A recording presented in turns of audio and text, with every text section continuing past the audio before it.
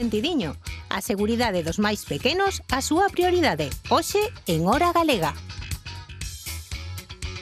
E hoxe en Hora Galega queremos coñecer unha desas historias que tanto nos emocionan, que tanto nos enorgullecen, non, dos nosos galegos, porque detrás dos ovos das galiñas de Pablo atópase un xoven de 22 anos con autismo, con nome propio, Pablo Louzao.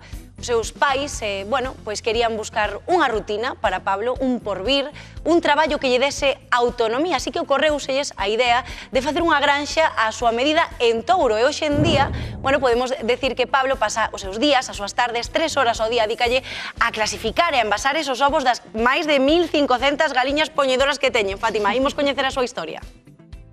Son, verdad?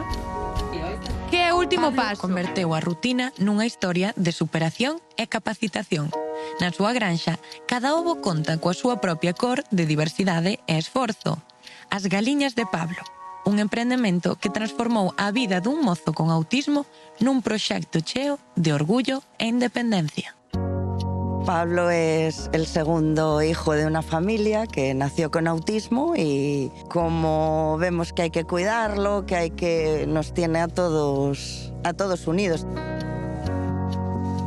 Alberto, ti eres o irmán pequeno de Pablo. Sí, Cantos anos tes ti? 14. E con 14 anos xa lle fixeches este deseño. Eu intentei buscar dous elementos que podan representar o que é a granxa de ovos máis o que ten Pablo, o autismo. O logo do autismo é un corazón. Entón, creín que puden representar o corazón máis as galiñas.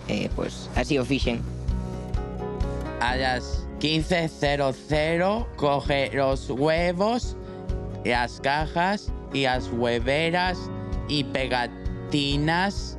Gustache este traballo, non? Sí, Por que che gusta? me gusta diferentes los colores huevos. Gustache diferenciar os colores. Cada un pa súa caixa. Sí. E por que de diferentes cores? Por lo que representa el color, la diversidad y digamos, la inclusión, igual que el corazón, ¿verdad? E cantas caixas destas farás ao día? 60, ¿verdad? 60? Sí, hoy Que é o último paso? La fecha. Creo que cada vez avanza máis cada vez máis autónomo.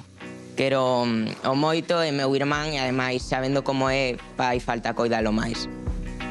Dende que empezou a traballar, notas outro paso moi grande. El pide para vir, pregúntaslle e ves que realmente que está na súa salsa.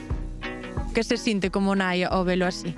Una satisfacción saber que es algo que hace bien. Quería dar visibilidad a estas personas porque también existen y a los papás que tienen niños ahora de 2, 3, que hagan todo lo que tengan que hacer, vayan a todos los especialistas que haya que ir, que trabajen con ellos y que al final, oye, se consiguen cosas. Aquí está el ejemplo.